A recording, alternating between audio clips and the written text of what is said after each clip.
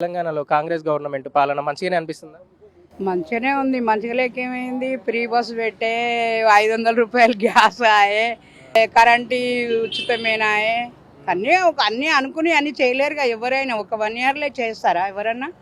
Time పడుతుంది ఆయనకు కూడా. మరి ఇక కొన్ని అప్పులు ఉండే, కొన్ని బాధలు ఉండే, మెల్లగా చేస్తూనే ఉంటాడు. కాంగ్రెస్ ప్రభుత్వంలో ఏమి అవకతవకలు ఏమి లేవు. నమ్మకం ఉందా 4 ఏళ్లలో హామీలన్నీ నెరవేరుస్తారు? నెరవేరుస్తారు, తప్పకుండా నెరవేరుస్తారు. అంటే ఈ 1 ఇయర్ పాలనను బట్టి చూస్తే కేసీఆర్ కంటే బెటర్ అనిపిస్తుందా? కేసీఆర్ కంటే బెటరే.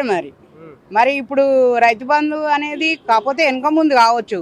ఆయన ఏమో రాళ్లకు, బోళ్లకు, షిప్పలకు వేసిండు.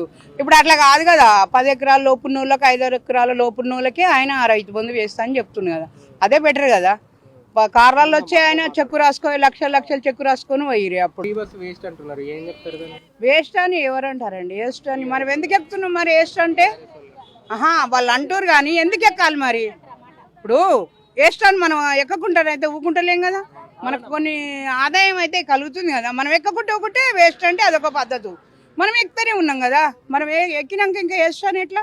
నువ్వు ఎక్కి బస్ టికెట్ తీసుకో, అప్పుడు వేస్ట్ అను, అదొక లెక్క. నువ్వు ఎక్కుతూనే ఉంటే తీసుకుపోతూనే ఉంటావు, ఇంకా నువ్వు వేస్ట్ అని ఎట్లా అంటావు? మాకైతే కాంగ్రెస్ ప్రభుత్వం బాగానే ఉంది.